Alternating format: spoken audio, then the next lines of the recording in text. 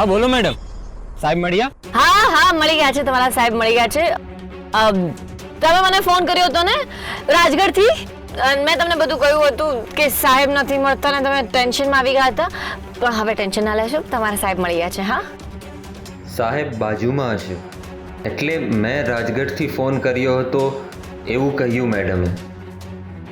હા સારું, તમે નીકળો, હું પણ બસ સ્ટેન્ડ પહોંચું છું, મળીએ. બસ સ્ટોપ રાજગઢના? કેમ, તમારી બાઇકને શું થયું?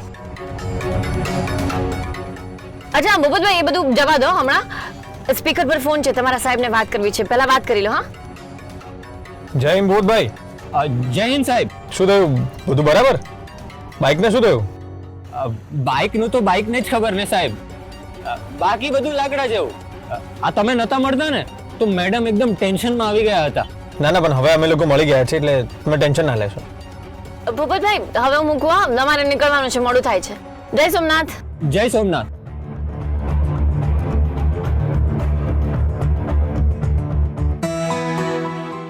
ખાઓ.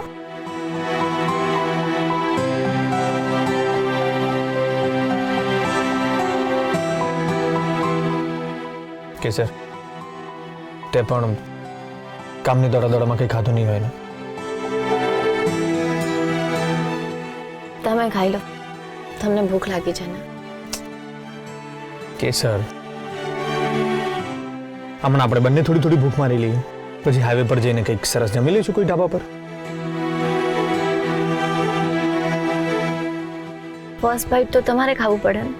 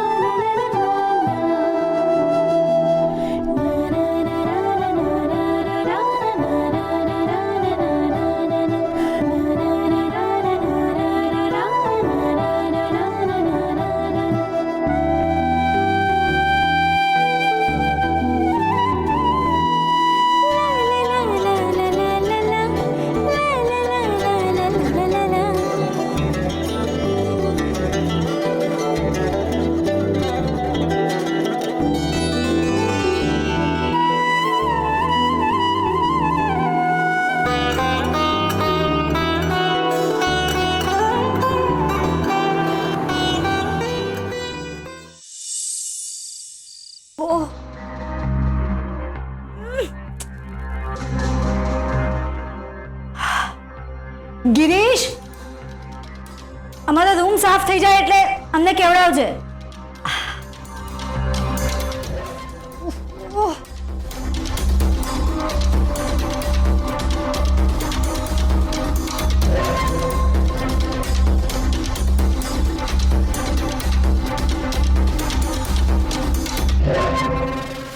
વેદિકા ભાભી આવી ગયા તમારા મમ્મીના ઘરેથી?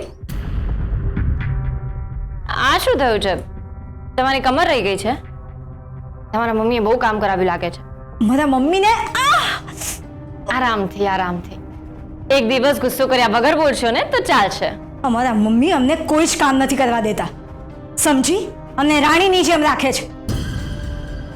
અને આ જે કંઈ પણ થયું છે ને એ તારા લીધે થયું છે, એટલે મારા મમ્મીને વચ્ચે ના લાવીશ. બોલો, તમારી લાઈફમાં જે કંઈ થાય છે બધું મારા લીધે જ થાય છે એમ?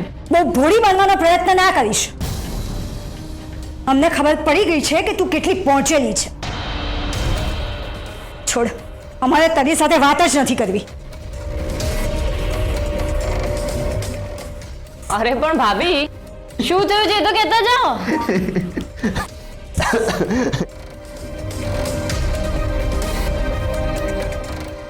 વેદિકા ભાભી, બહુ દુખે છે? અરે તમારા રૂમમાં સાફ સફાઈ ચાલે છે, ઉપર ક્યાં જાઓ છો? અર્જુનભાઈ, બહુ થયું હવે. શું વાત છે? હા, તમે આવ્યા ત્યાંથી અમારી સામે હસી રહ્યા છો? હા, કમર દુખે છે પણ ઘણું એકદમ ટનાટન ચાલે છે. હાવ હાવ કરે છે, જુઓ. પણ અર્જુનભાઈ, આ વેદિકા ભાભીને થયું છે શું? પડી ગયા કે શું? અરે ના ના, હમણાં પરમ પૂજ્ય બાએ એમનું વચન પાળ્યું. એટલે એમ કે દિગ્વિજયભાઈને જ્યારે અંગૂઠા પકડાવ્યા હતા ત્યારે એમને વોઇસ નોટ મોકલ્યો હતો, યાદ છે? વેદિકા ભાભી માટે. હા, તો બસ આજે જેવા વેદિકા ભાભી એમના પિયરેથી ઘરે આવ્યા, ઉપર બેગ મૂકીને નીચે આવ્યા અને બાએ એમને અંગૂઠા પકડાવીને એમનું સન્માન કર્યું. અચ્છા, એટલે તમે કહેતા હતા કે આ બધું તારા લીધે થયું છે. હવે સમજી. એક મિનિટ ભાભી, આજ પછી માર ખાવાનું નાટક કરતા પહેલા 100 વખત વિચાર કરજો, કારણ કે નાટક તો તમારું સક્સેસફુલ થઈ જશે, પણ પછી જ્યારે તમને ખરેખર મદદની જરૂર હશે ને ત્યારે કોઈ તમારી મદદ કરવા નહીં આવે. રાઈટ. વાઘ આવે રે વાઘ જેવું થશે.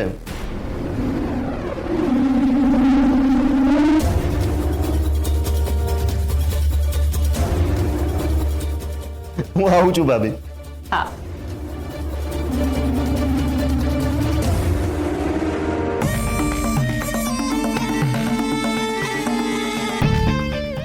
ડિયર દેરાણી, અમે સાંભળ્યું છે કે તમારા મમ્મી આવ્યા છે.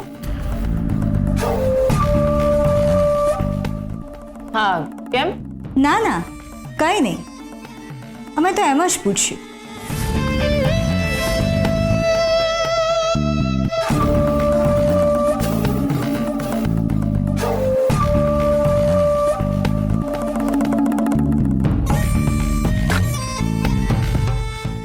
ડિયર દેરાણી, હવે તમને તમારા મમ્મીની બહુ જ ચિંતા થશે.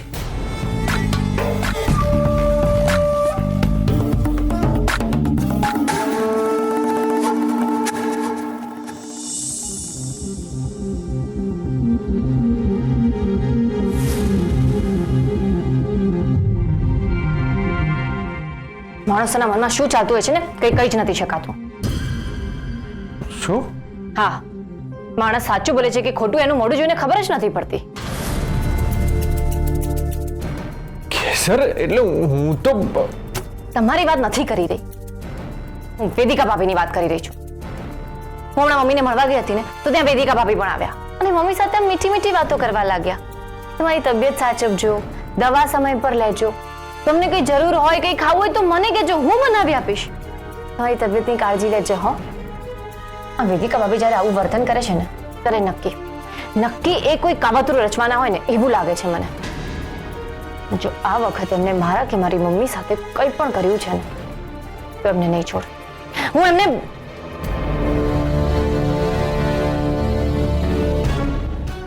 ફોજદાર હું જોઈ રહી છું. હમણાં 3-4 દિવસથી તમારું મારા ઉપર ધ્યાન જ નથી હોતું. એવું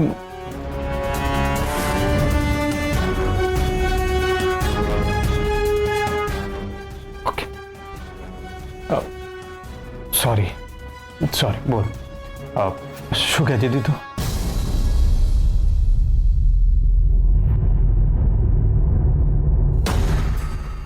સર, શું થયું?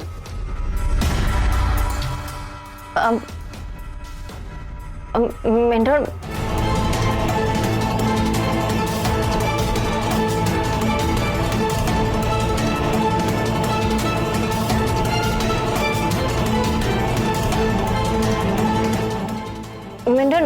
તમારા હાથમાં શું કરે છે?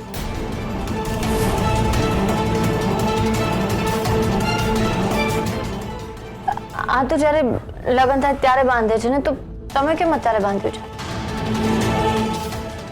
બોલો. પહોંચતા અહીંયાથી આપણે અમદાવાદ જવા નીકળ્યા ત્યારે તો તમારા હાથમાં કંઈ નહોતું અને ત્યાંથી તો તમે સીધા ઇનામદાર સાહેબને મળવા ગયા હતા ને. પરફેક્ટ યાદ કરાવ્યું. મારી ઇનામદાર સાહેબ જોડેની મીટિંગ પૂરી થઈને પછી એમને મને કહ્યું કે તમે મારા ઘરે આવો, મારા ઘરે પૂજા રાખી છે તો પ્રસાદ લઈને જ જજો.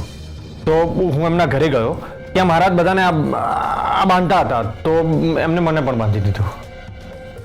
મીંઢણ? એમના ત્યાં પૂજામાં મીંઢણ બાંધવાનો રિવાજ છે? હા, જો ને કે સર, મને પણ આશ્ચર્ય થયું કે આમ લગ્નમાં બાંધવાનું મીંઢણ આમ પૂજામાં શું લેવા બાંધતા હશે. અને પણ મને આ બધી વસ્તુઓમાં કંઈ બહુ રસ છે નહીં એટલે હું કંઈ વધારે ડિટેલમાં પડ્યો નહીં. અને પછી મારા જ સામે કોણ દલીલ કરે કે મારે આ મિંડલ નથી બાંધવું એનો ઓલ, તો પછી મેં કંઈ એમને કંઈ કહ્યું નહીં. તમને પ્રસાદ માટે ઘરે લઈ ગયા હતા ને, તો પ્રસાદ ક્યાં છે? પ્રસાદ તો કેસર હું ત્યાં જ ખાઈ ગયો.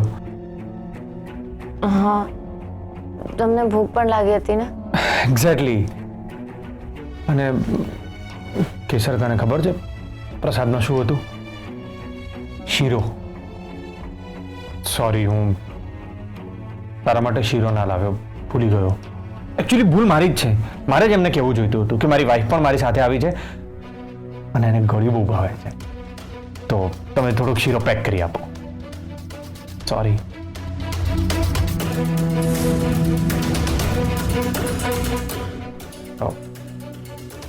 શું થયું કેસર? કેમ આમ જોઈ રહી છે? હોશદાર, તમે ઠીક તો છો ને? હા, બરાબર જ છે. કેમ આવું પૂછ્યું? ના, એ તો તમે ઘોડાની વાત ઉપરથી કોઈ પીછે ના માર્યો કે ચાલ તારું મોઢું મીઠું કરાવું, એવું કાંઈ?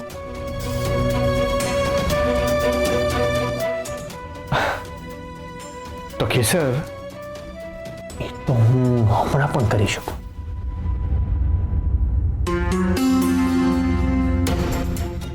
તમે હાથમાં આવેલી તક ચૂકી ગયા છો. ફોજદાર, તમે બહુ બદલાયેલા લાગો છો.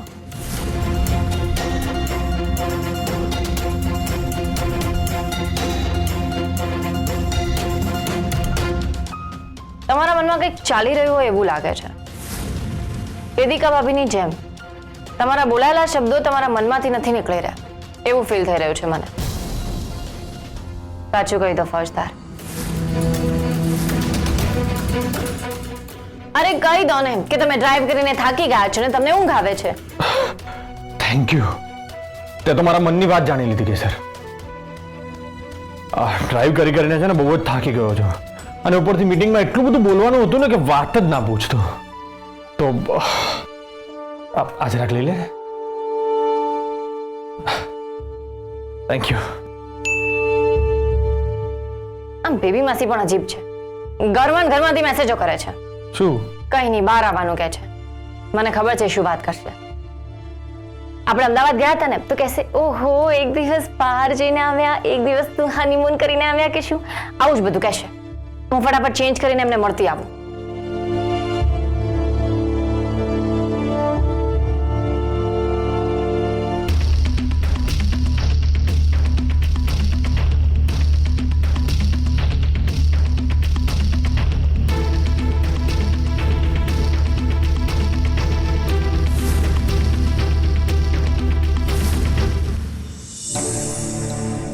શું થયું બેબી માસી? કઈ સિરિયસ વાત છે? પહેલા તું મને વચન આપ કેવું વચન? કે હું તને જે પણ કંઈ કહીશ એ સાંભળીને તું કોઈ જ આડું અવડું પગલું નહીં ભરાય. બેબી માસી વાત શું છે? જલ્દી કહો, મને ટેન્શન થઈ રહ્યું છે. કેસર, તારા મમ્મીને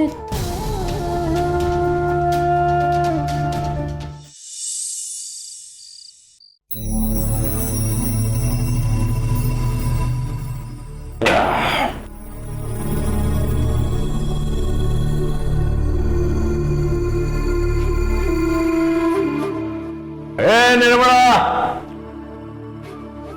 અમારું પતિ ગયું છે, આ બધું લઈ જા અને જમવાનું લાવ.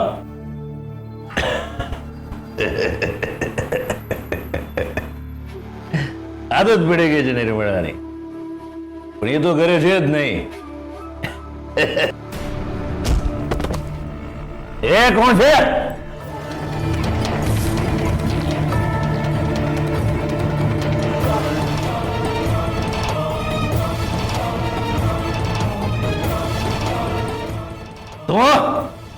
એ નપટ, આ શું છે? તારી આટલી હિંમત? એ તારા ડેડીને આંખો નહીં દેખાડવાની, આંખો નીચે કાઢ. આ બધું અમારા ઘરમાં નહીં ચાલે, બધું જ તારા ઘરે. હા બોલ, અહીં શું કામ આવી છે? તમને નથી ખબર કે હું અહીંયા શું કામ આવી છું? ના, પણ એટલી ખબર પડે છે કે તું તારા ડેડી સાથે ઝઘડો કરવા આવી છે. ને પેલી તારી માં નોનસેન્સ,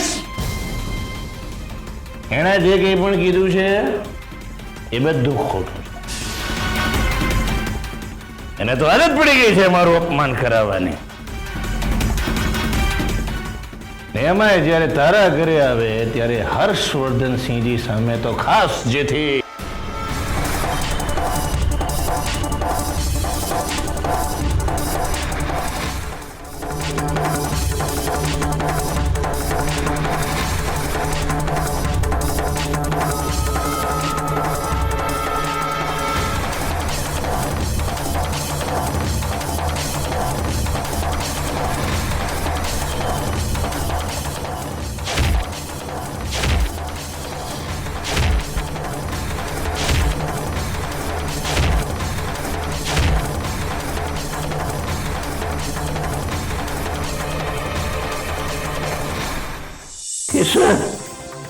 તારા બાપને મારતા તારે શરમ નથી આવતી? તમે જે કર્યું છે એના માટે તો આ સજા પણ ઓછી છે.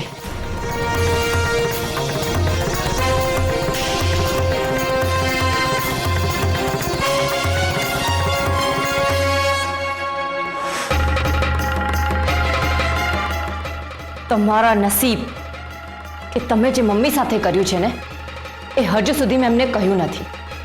અરે કેસર, લાસ્ટ ટાઈમ જ્યારે એમની સામે તમે મમ્મી ઉપર ગુસ્સો કર્યો હતો તો યાદ છે ને શું થયું હતું?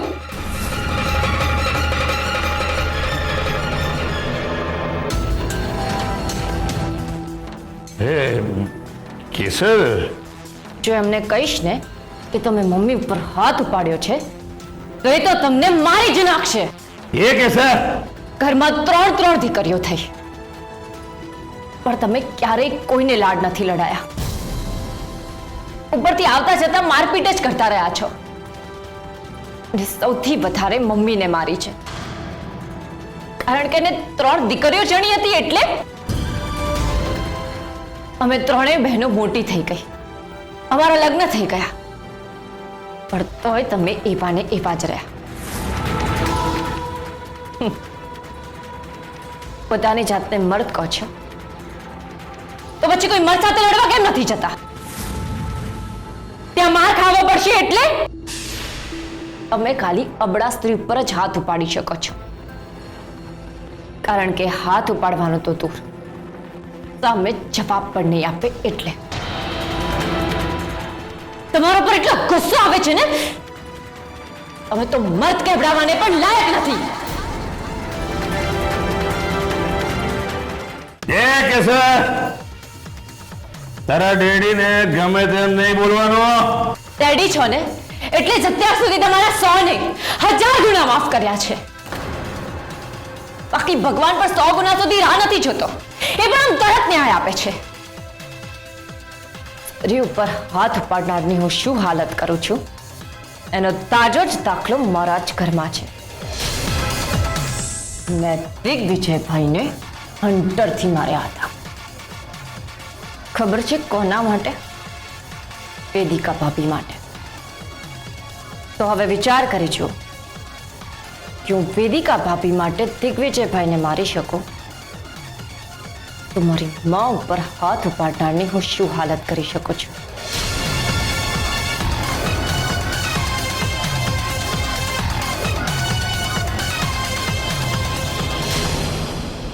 વિક્રમસિંહ, આજ પછી જો મારી મા ઉપર હાથ ઉપાડ્યો છે ને તો ફક્ત તમારો હાથ નહીં ભાંગું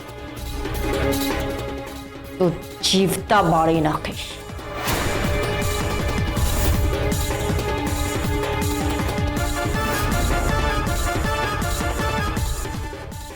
આ કેસર હર્ષવર્ધનસિંહના શબ્દો છે.